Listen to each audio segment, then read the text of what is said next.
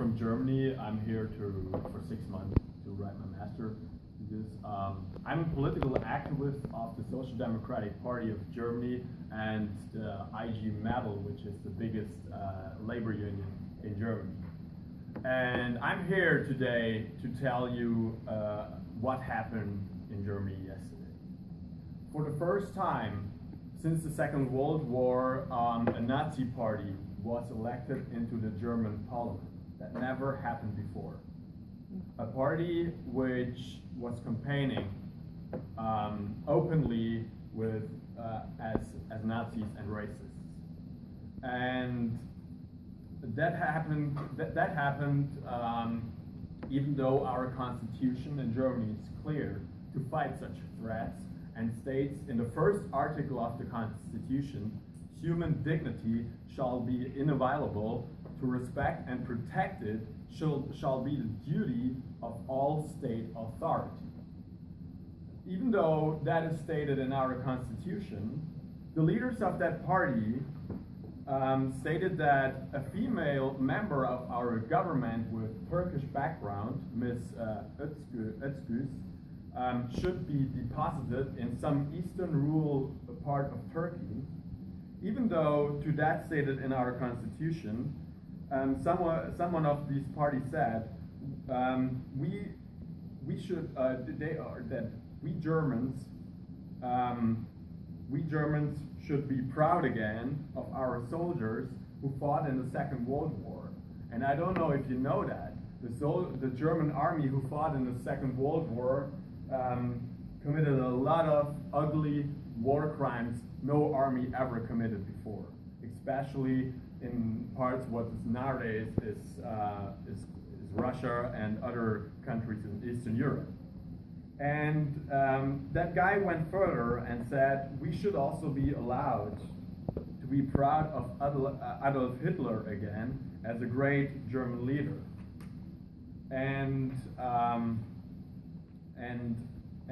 then they have other things in their program which say where they say natural differences of different gender should be accepted in terms that, for example, women should maybe stay at home and not go for work and not have the right to work, and that they also say we must ensure that our ancestral population does not decrease further, which means no refugees and no immigrants should come into our country again, and that goes on and on, and it goes on and on. And yesterday, after the first exit polls came in, a leader of the AfD said we should start to chase Miss Merkel, which is the current chancellor of Germany, and by chasing her, he meant that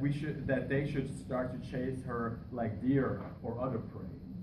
So why do I tell you all these things? I tell you that because Germany went through that already more than 70 years ago. More than 70 years ago, there was a similar situation in Germany where people were starting to act like that, where parties gained votes who started to act like that, and that party, many of you might know, it was the NSDAP, which was the party of Hitler. And I'm also telling you that because as I stated at the beginning, I'm a member of the Social Democratic Party of Germany. That party exists for more than 150 years already, and that party was also in a leading role in fighting Adolf Hitler and his Nazis back in the 30s last century.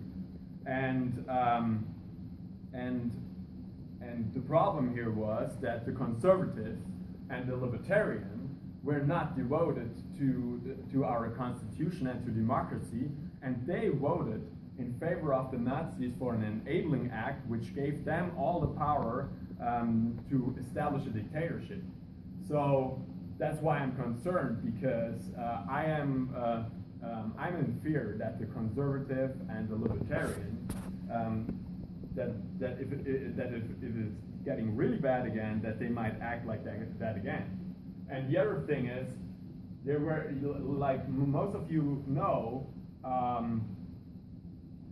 lot of people were imprisoned by the Nazis and where they were sent to concentration camps. But the first people who they sent to concentration camps were people like me, people of my party, which existed back in that time. People of the Conservative Party, which voted for the Enabling Act, were also sent to the concentration camps just a week after that vote. People of the Communist Party were sent to the concentration camps first, and other political opponents. So that is why I'm so concerned, and why I'm telling you that is serious. It doesn't matter where it happens in the Western world. That is serious threat to all of us, to our values, to our common values. And but the way how the leaders of my party acted back in 1933 does also give me hope. Hope that they set an example to fight these ideas, these Nazi ideas, these racist ideas, and that they devoted themselves to fight what social democrats and other lefties stand for, and that they said that the Nazis and the leader who of the German Social Democrats, who gave the last free speech in the parliament against Hitler before the vote of the Enabling Act, said that ideas which are internal and destructive, like the universal human rights, may not be destructive by the Nazis. And he was right, because nowadays Germany is a country, like I mentioned at the beginning, which guarantees the human rights and human dignity.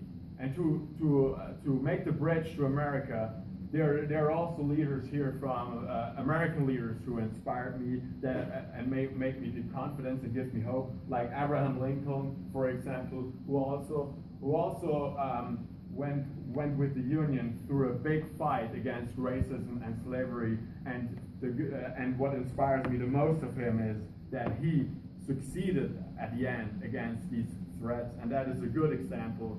That is a good example for all of us, that it is always possible to fight these Nazis, these racists, and that it is possible to succeed in that fight.